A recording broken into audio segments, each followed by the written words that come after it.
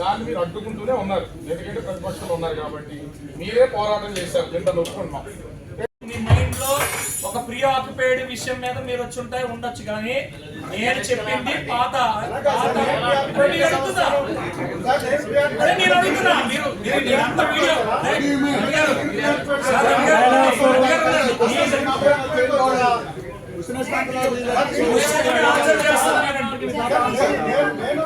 Answer చేస్తున్నా. Let me answer your question. Let me answer your question. Let me answer your question. Sir నేను లేకపోతే archaeology department ఈ రోజు ఉన్న టెక్నాలజీతో చేయాల్సిన పని లేదు. గూగుల్లోకి వెళ్ళి మీరు అక్కడి నుంచి అక్కడికి ఎన్ని మీటర్స్ ఉందని చెప్పి డైరెక్ట్ గా డ్రా చేసుకుంటూ వస్తుంది. ఇది గూగుల్ నుంచి డ్రా చేస్తే 1900 మీటర్లు ఉంది, లేదా 1800 ±100 or 200 మీటర్స్ వస్తుంది, కానీ 1000 మీటర్స్ అయితే కాదు.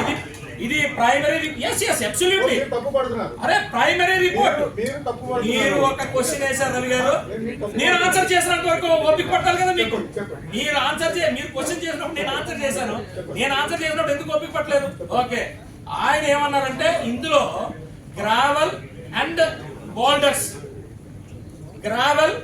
బోల్డర్స్ అని ఆర్డర్ ఇస్తారు. బోల్డర్స్ మనం తీయాలంటే అందులో బోర్ చేయాలి, డెఫినెట్ గా వైబ్రేషన్ వస్తుంది. వాటికి నేను సపోర్ట్ చేయట్లేదు. మీకు పదే పదే చెప్తున్నా, ఏదైతే క్వారీ ఉందో ఆ క్వారీకి నేను సపోర్ట్ చేయట్లేదు. అది ఆపమని చెప్పి లెటర్ ఇచ్చింది నేను. దృక్పథంతో డిఆర్సీలో ఎమ్మెల్యే ఆయన సపోర్ట్ చేస్తున్న మొత్తం ఎమ్మెల్యేలు వద్దని చెప్పిన తర్వాత కూడా జిల్లా యంత్రాంగం ఏ విధంగా అక్కడ పర్మిషన్ ఇచ్చింది? గడిచిన రెండు నెలల కాలంలో కంప్లీట్ గా కొట్టేశారని ఎట్లా నిర్ధారించారు? ఈ 2 నెలల కాలం పాటు ఏడీ మైన్స్ ఏమయ్యారు, విజిలెన్స్ ఏమైంది, ఎక్కడికి పోయారు? ఇదంతా ఈ 2 నెలల్లో కూడా నేను అనేక సందర్భాల్లో అనేక వ్యక్తుల దగ్గర, మంత్రుల దగ్గర, ఎవరో కలెక్టర్ గారి దగ్గర, అందరి దగ్గర నేను తీసుకెళ్లడం జరిగింది.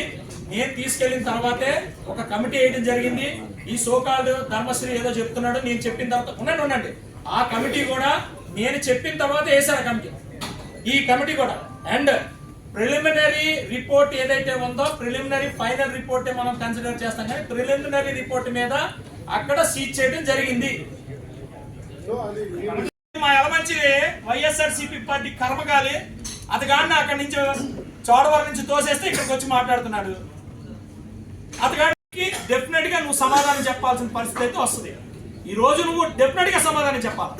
అక్కడికి వచ్చిన సత్యనారాయణ గారు కానీ లేదా మిగతా వైసీపీ నేతలు కానీ వాళ్ళు ఎవరికి తెలియకుండానే వచ్చేసారు. అదే అడుగుతున్నా. నాకు ఆశ్చర్యం ఏంటంటే ఎన్నో కూడా మొన్నే నేను పెట్టాల్సింది ఈ మీటింగ్, ఈ ప్రెస్ మీట్.